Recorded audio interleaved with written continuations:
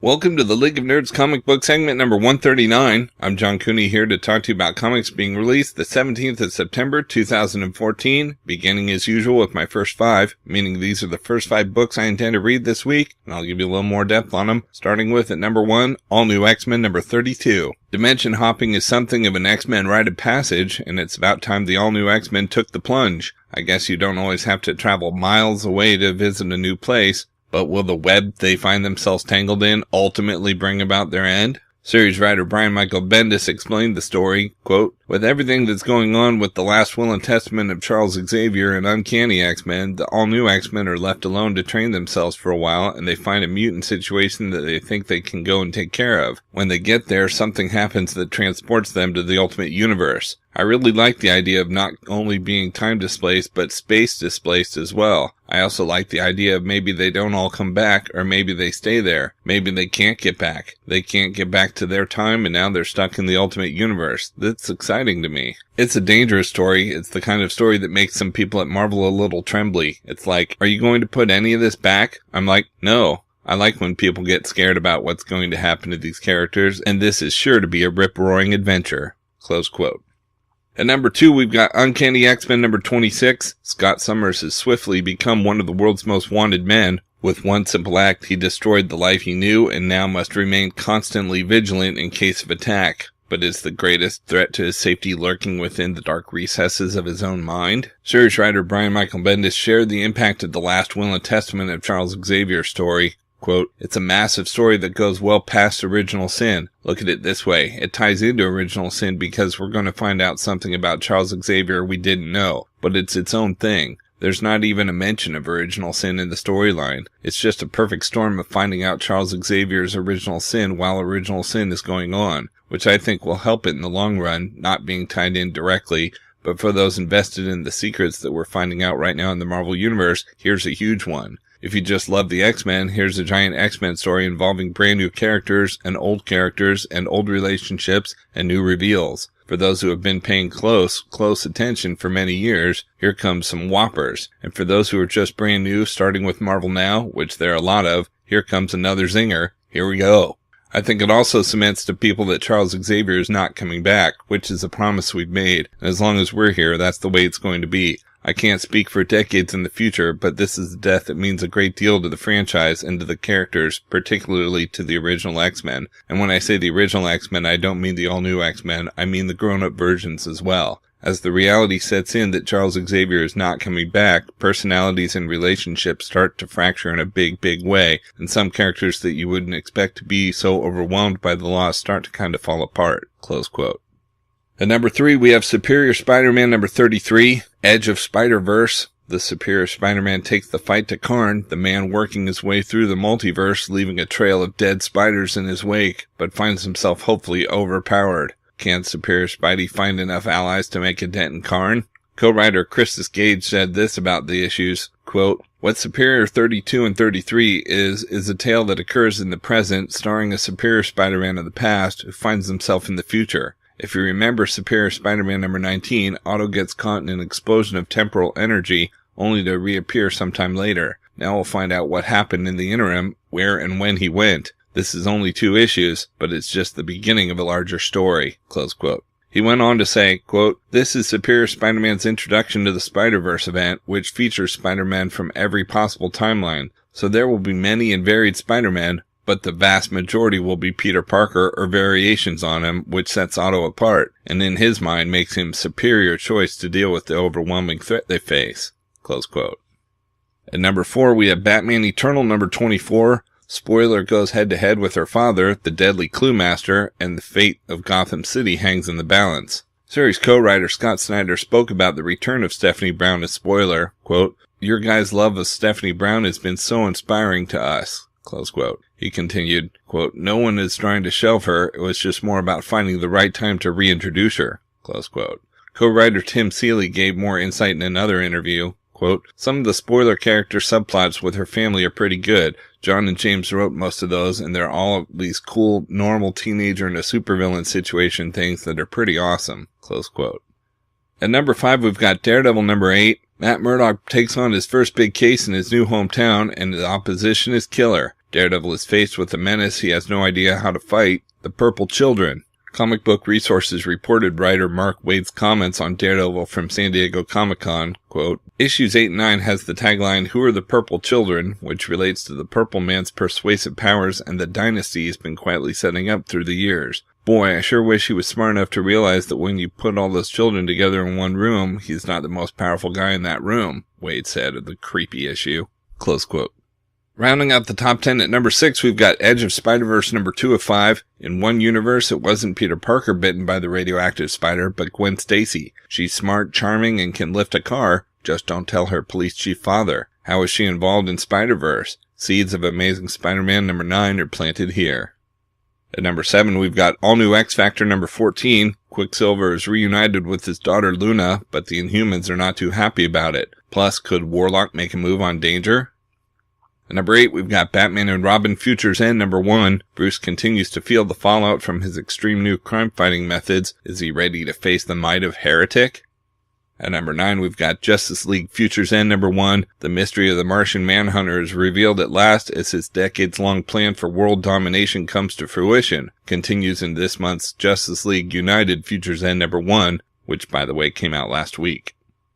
And at number 10, we've got Miles Morales, The Ultimate Spider-Man number 5, Revival. One of the most defining stories of the Ultimate Universe explodes in a way no one saw coming. Only one of the 2 Ultimate Spider-Mans shall rise.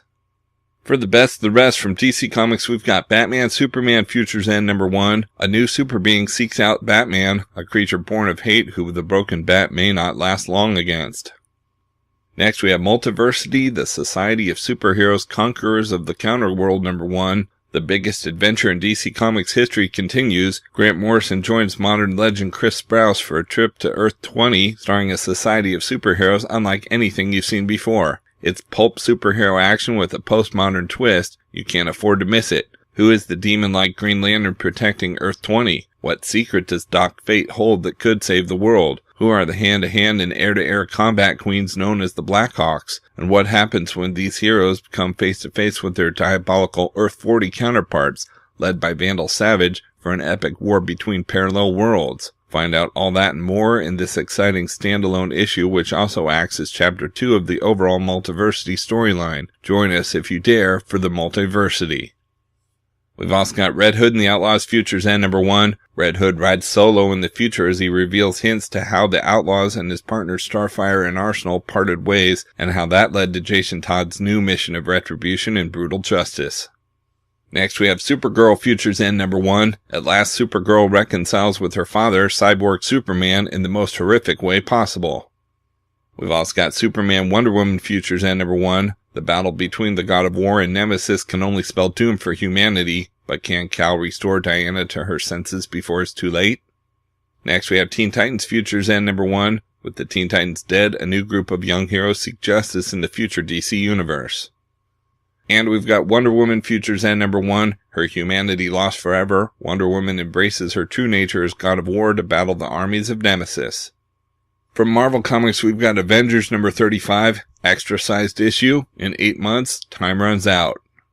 Next, we have Elektra number 6. The second arc of the critically acclaimed ongoing Elektra series pits Elektra against an enraged assassins guild. After her life and death battle with Cape Crow, Bloody Lips, Lady Bullseye, and Scalp Hunter, Elektra vows to take the fight to the guild itself. It's Elektra versus the world as she begins hunting down the guild's agents before they can find her and her allies.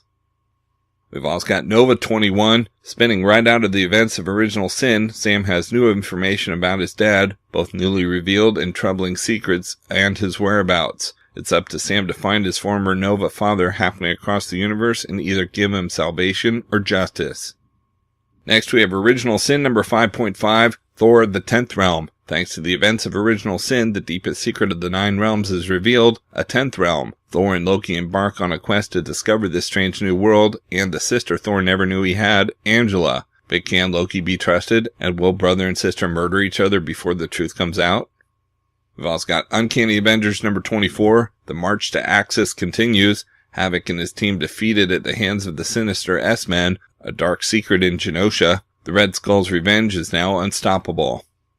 And we've got Wolverine and the X-Men number 9. Happy birthday, Quentin Quire. Party Crasher Wolverine gets more than he bargained for when he realizes who Quentin's bouncers are. From Boom Studios, we've got George Perez's Sirens #1 of 6. As an intergalactic force enslaves planets across the galaxy, the legendary team known only as the Sirens must reunite to save the galaxy. But is that even possible when the Sirens themselves don't even remember who they are? And the rest of the universe only remembers them as villains? A 6-issue miniseries featuring your new favorite comic book team, written and drawn by the master himself, George Perez, begins his greatest story yet. Next, from Dark Horse, we've got Dark Horse Presents #2. Chris Robertson and Paul Lee reveal an untold tale from the movie Aliens featuring the character Hicks. Fred Van Lent and Ryan Dunleavy deliver a new action philosophers that pulls the entire series together in action philosophy, plus new chapters of Peter Hogan and Steve Parkhouse's Resident Alien, Brendan McCarthy's Dream Gang, Jimmy Palmiotti, Justin Gray, and Andy Kuhn's Wrestling with Demons, and Damon Gentry and Aaron Conley's Saber-Tooth Swordsman. From Dynamite Entertainment, we've got Solar Man of the Atom #5, part 1 of a new story arc. Okay, so 1, Erica's got all the solar powers. 2, Erica doesn't know how to use the solar powers. 3, Erica's dad keeps bugging her about how to use the solar powers. 4, Erica's lost way the hell out in space because of the solar powers. And 5, pretty much every alien ever wants to catch Erica and steal the solar powers. Things are gonna blow up. Welcome to the most insane Lost in Space story ever by Frank Barbieri and new artist Jonathan Lau. From Image Comics, we've got Savage Dragon 198. Malcolm Dragon faces the uncanny ant menaces. The Ant Queen and her deadly ant-men invade the surface world, and one man stands in their way. A deadly new threat for the son of the Savage Dragon. From Valiant Entertainment, we've got Armor Hunters Bloodshot #3 of 3. Aliens vs. Bloodshot. Marrow headquarters has been evacuated, and Bloodshot is the only thing left standing between the alien prisoner called Malgam and the outside world. Battle-worn and brutalized, can Bloodshot survive one final confrontation with an extraterrestrial foe augmented by the unholy power of the Exo Manowar armor? If you thought the first 2 chapters were hardcore, stay out of the splash zone because the Armor Hunters just picked the wrong soldier to fuss with. And we've got Unity #11, Last Hope, Last Stand. In the wake of Livewire's stunning sacrifice, how will Exo Manowar, Ninjak, and the Eternal Warrior come to terms? With a punishing revenge mission led by Bloodshot, that's how. If it bleeds, they'll kill it, and the leaner, meaner Unity team just became a living, breathing box of armor-piercing rounds. The Armor Hunters put Earth in their bullseye, now the bullseye bites back.